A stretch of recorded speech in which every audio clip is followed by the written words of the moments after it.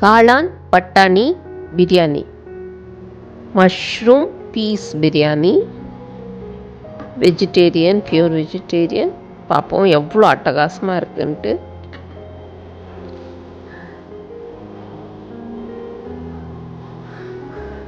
இது எப்படி செய்கிறது, தேவையான பொருட்கள் கம்ப்ளீட் அளவோட டீட்டெயில்டாக டிஸ்கிரிப்ஷன் பாக்ஸில் கொடுத்துருக்கேன், வீடியோலையும் போடுறேன்.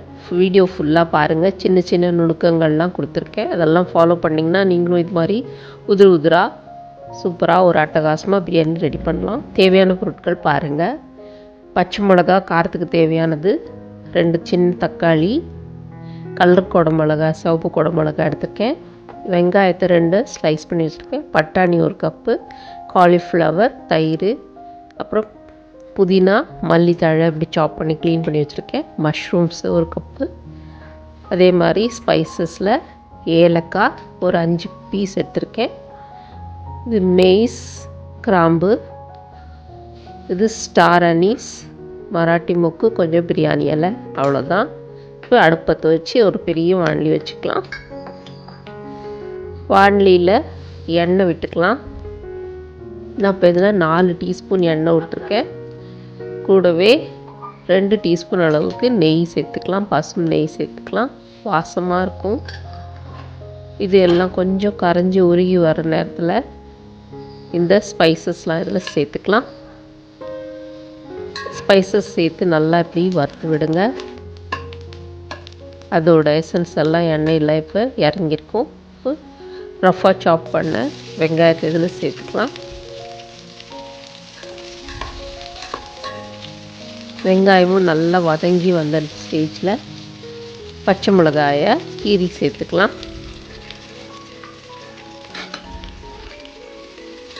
பச்சை மிளகாயும் சேர்த்து நல்லா வதங்கி வர நேரத்தில் நம்ம தேவையான அளவுக்கு உப்பு சேர்த்துக்கலாம்.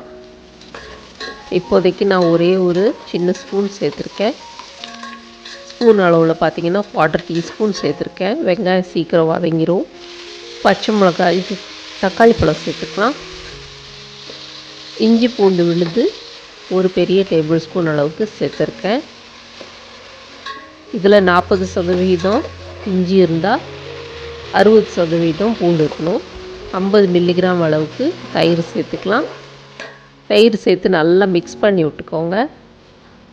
இதில் தேவையான அளவுக்கு மிளகாத்தூள், மஞ்சள் தூள், கரம் மசாலா தூள் எல்லாமே வீட்டிலே ரெடி பண்ணி அரைச்சது தான்.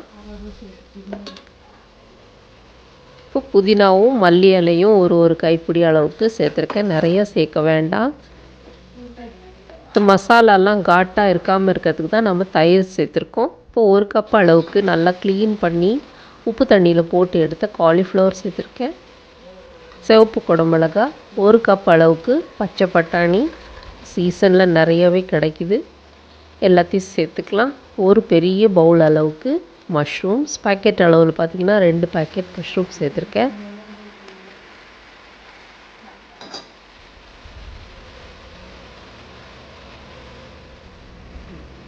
இப்போ நம்ம பிரியாணிக்கு தேவையான அளவுக்கு உப்பு சேர்த்துக்கலாம்.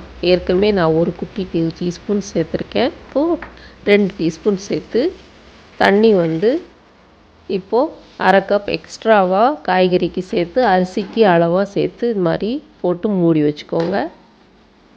நல்லா கொதி வரட்டும்.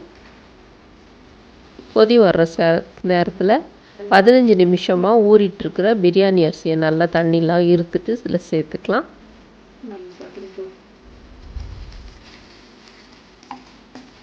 நம்ம காய்கறியோடையே சேர்த்து இந்த பிரியாணி அரிசி வேகும்போது அதோட எசன்ஸ் எல்லாம் காய்கறியிலையும் இன்ஃப்யூஸ் ஆகி காய்கறியோட ஃப்ளேவர்ஸ் எல்லாம் சாதத்தில் இன்ஃப்யூஸ் ஆகி ரொம்ப நல்லா இருக்கும் அல்டிமேட்டாக. இப்போ உப்பு காரம் எல்லாத்தையும் செக் பண்ணிக்கோங்க. இப்போ ஒரு மூடி போட்டு இது ஒரு கொதி வரட்டும், ஒரு 5 நிமிஷம் இருக்கட்டும். 5 நிமிஷம் கழித்து ஓப்பன் பண்ணி பார்த்தீங்கன்னா இது மாதிரி நல்லா கொதிச்சிட்ருக்கும். பொறுமையாக ஒரு வாட்டி நல்லா மிக்ஸ் பண்ணுங்கள், ஏன்னா பாஸ்மதி அரிசி உடையறதுக்கு வாய்ப்பு இருக்குது. பொறுமையாக இந்த மாதிரி மிக்ஸ் பண்ணிவிட்டு அரிசியும் தண்ணியும் ஒரே லெவலில் இருக்கணும். அப்போ தான் கரெக்டாக தம் ஆகும். 10லேருந்து 15 நிமிஷம் லோ ஃப்ளேமில் இது மாதிரி வச்சுருங்க. எஸ்கேப் ஆகாமல் இருக்கிறதுக்கு கல் தூக்கி வெயிட் கொடுங்க. 15 நிமிஷம் கழித்து இந்த மாதிரி ஓப்பன் பண்ணி பார்த்தீங்கன்னா நல்லாவே வெந்திருக்கும். இடையில ஓப்பன் பண்ணாதீங்க, அடி பிடிக்கிறதுக்கு வாய்ப்பில்லை. ஏன்னா கனமான பாத்திரம் நம்ம வச்சுருக்கோம். இதை அட்டகாசமான வெங்காய பச்சடி கூட தயிர் சேர்த்து உப்பு போட்டு பொடி பொடியாக நறுக்கின வெங்காயம் சேர்த்து நம்ம பச்சடி கூட பரிமாறலாம். கூடவே எதுனா நீங்கள் இதுக்கு 65 மாதிரி காலிஃப்ளவர் 65 இந்த மாதிரி ரெடி பண்ணி கூட மஞ்சூரியன் போட்டு கூட சர்வ் பண்ணலாம். இதில் இருக்கிற காய்கறியே அவ்வளோ நிறைய இருக்குது. அதுவும் வெங்காய பச்சடியும் அமோகமான காம்பினேஷன். வேணும்னா நீங்கள் அந்த கத்திரிக்காய் எண்ணெய் கத்திரிக்காய் கூட செஞ்சு இது கூட சாப்பிடலாம். என்னோடய ரெசிபீஸில் கொடுத்துருக்கேன், வேணுன்னா லிங்க் டிஸ்கிரிப்ஷனில் கொடுக்குறேன், செக் பண்ணி பாருங்கள். ஒரு வாய்க்கும் காளானும் காலிஃப்ளவரும் பட்டாணியும் எல்லாமே கிடைக்கிற மாதிரி அட்டகாசமான வெஜிடபிள் பிரியாணி ரெடி ஆயிடுச்சு.